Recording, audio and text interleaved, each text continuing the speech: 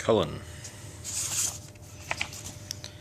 This is a story about Colin, a crane who works at the wharf.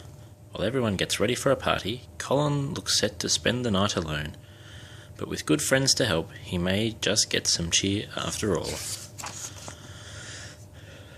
It was a frosty afternoon on Sodor. Colin was hard at work at the wharf. Colin was a shiny green crane. He had a long arm that was really useful for carrying things.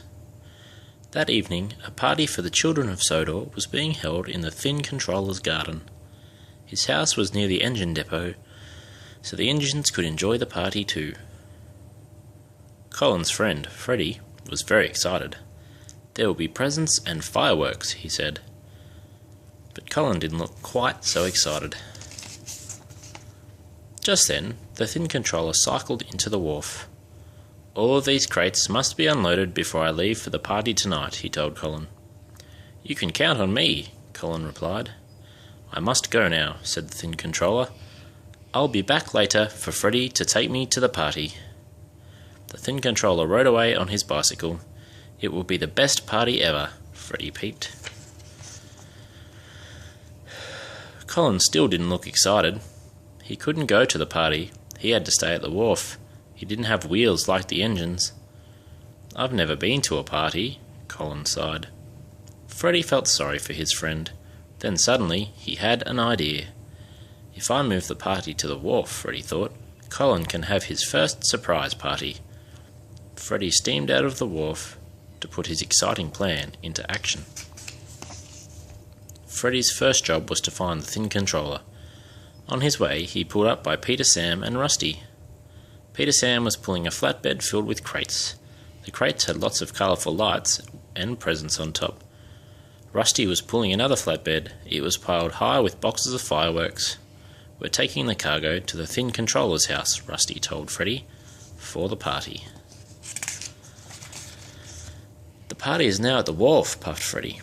"I'll take your flatbeds back there. Will you tell the other engines?" Peter, Sam and Rusty were very surprised, but they agreed to help. By the time Freddie had chuffed back into the wharf with the flatbeds, the snow had settled on the ground. "Please leave this cargo here until I come back," he told Colin. Colin was puzzled. Doesn't the Thin Controller need the cargo for his party, he thought. Later that afternoon, Thomas brought the Thin Controller back to the wharf.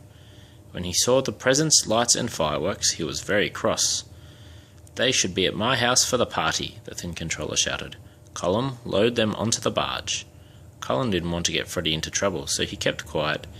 He carefully loaded all of the cargo onto the barge. When he had finished, the barges set off down the canal towards the Thin Controller's house. Freddie steamed all over Sodor. He couldn't find the Thin Controller anywhere. Snow was falling heavily and it was getting late. He still hadn't asked if he could move the party. When Freddie finally spluttered back to the wharf, he was very tired. Colin was waiting for his friend. He told them all about the Thin Controller's visit. "He asked me to send the party cargo down the canal," Colin said, "so it's all done." Colin was very pleased, but Freddie wasn't pleased at all. The children would be arriving at the Thin Controller's house in half an hour. There was nothing for the party there, and there was nothing at the wharf. Freddie felt terrible. "Which way did the barge go?" he asked Colin. Colin pointed his long crane arm down the canal, and Freddie steamed off to find the barge.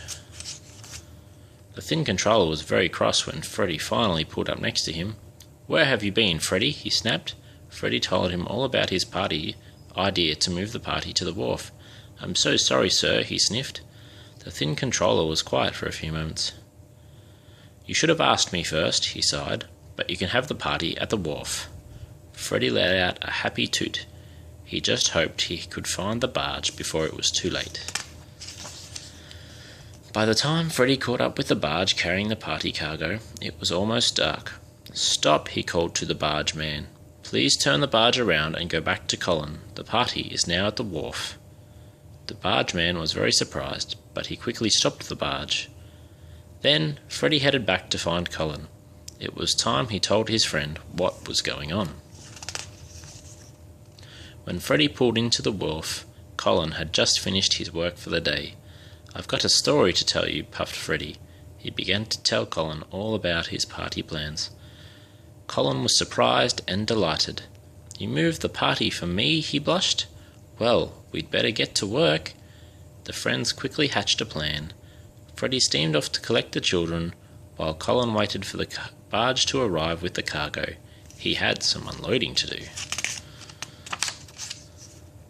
Colin moved the cargo in record time. When Freddie arrived with the children, everyone gasped. The wharf was filled with presents and lights. Many of the engines were there too. Then suddenly, a loud bang echoed around the wharf. One after another, colourful fireworks shot up into the night sky.